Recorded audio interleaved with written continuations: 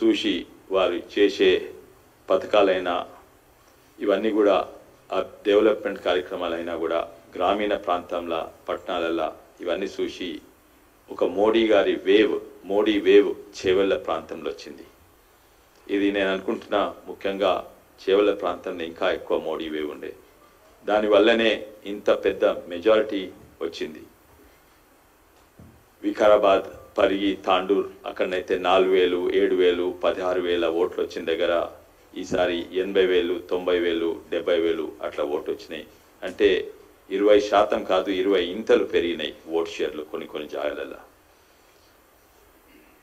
ఇక్కడ కలిసి పనిచేసిన అందరూ BJP party, contested MLAs, contested corporators అందరూ కూడా కలిసి పనిచేసినాం. అదే కాక వివిధ మోర్చాలు, ఎస్టీ మోర్చా, మహిళా మోర్చా, ఓబీసీ మోర్చా, వీళ్ళు కూడా రంగానికి దిగే వరకు అపోజిషన్ తట్టుకోలేకపోయింది.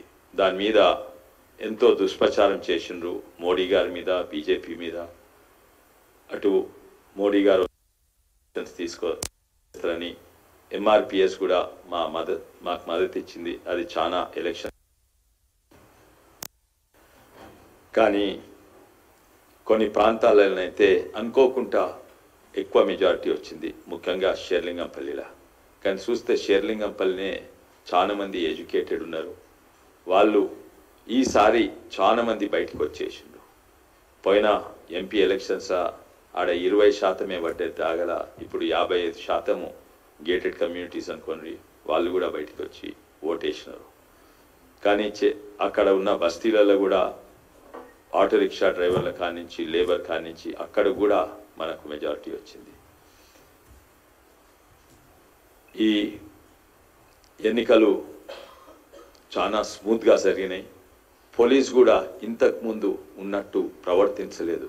తెలంగాణ పోలీస్ అంటే తెలంగాణ పోలీస్ తీరుగానే చేసిండ్రు. ఏ కుటుంబ పోలీసు లేకుంటే ఒక కేసీఆర్ పోలీస్ తీరుగా ప్రవర్తించలేదు. అందుకే ఎలక్షన్స్ కూడా చాలా ఫేర్గా అయినాయని నేను అనుకుంటున్నాను. ఎన్నో కారణాలు ఉన్నాయి, ఎన్నో విమర్శలు ఉన్నాయి. ఏంటంటే టీఆర్ఎస్ వాళ్ళు అందరూ బీఆర్ఎస్ మాకు ఓటేసిండ్రు, కానీ కేవలం టీఆర్ఎస్ఏ కాదు, ఎంతోమంది కాంగ్రెస్కు ఓటేసిన వాళ్ళు కూడా మాకు ఓటేసిండ్రు. ఎందుకంటే ఒకవేళ తాండూరు, వికారాబాద్, పరిగిలా బీఆర్ఎస్ ఓట్లు మాత్రమే మాకు వస్తే ఆ ప్రాంతాలలో మేము ఓడిపోతుంటివి. అటు బీఆర్ఎస్ వేసిన వాళ్ళు మాకు వేసిండ్రు, కాంగ్రెస్కి వేసిన వాళ్ళు కూడా చాలా మంది మాకు ఓట్లు వేసిండ్రు. అందుకే ఇంత భారీ మెజారిటీ తోటి గెలిచే అవకాశం ఉండే. దీంట్లో ఈ ఎలక్షన్స్లో కొన్ని చాలా మంచి ట్రెండ్స్ కనబడ్డాయి. ఏంటంటే ఇంతకుముందు ఉన్న ప్రభుత్వం 10 ఏళ్ళు ఈ రాజకీయాలను భ్రష్టు పట్టించిండ్రు. పైసలు, ఆల్కహాల్ ప్రభావము, గవర్నమెంట్ అధికారులను వాడడము, ఇవన్నీ కూడా ఈ పైసల ప్రభావము లేకుంటే క్వార్టర్ బాటిల్ ప్రభావము అంతటా కూడా తెలంగాణ వ్యాప్తంగా తక్కువైనాయి. మా పక్క ప్రాంతము మెదక్ల చూసిండ్రు, వందలాది కోట్లు పెట్టినా కూడా ఓడిపోయినరు. రఘునందన్ రావు గారి గెలుపు నాకు ప్రత్యేకంగా సంతోషమైందంటే ఆడ పైసలు, ఆల్కహాల్ పనిచేయలేదు. రఘునందన్ రావు గారు బీజేపీ పనిచేసింది. అది ప్రత్యేకంగా రఘునందన్ రావు గారికి నా ధన్యవాదాలు. ఎందుకంటే ఈ మార్పుల అదొక మంచి ఉదాహరణ. ఇదే ట్రెండ్ మన తెలంగాణలో కొనసాగాలని చూస్తున్నాం. వచ్చే ఎన్నికలు ఉన్నాయి, సర్పంచ్ ఎలక్షన్స్, వార్డ్ మెంబర్స్, ఈ అన్ని ఎలక్షన్స్ ఉన్నాయి.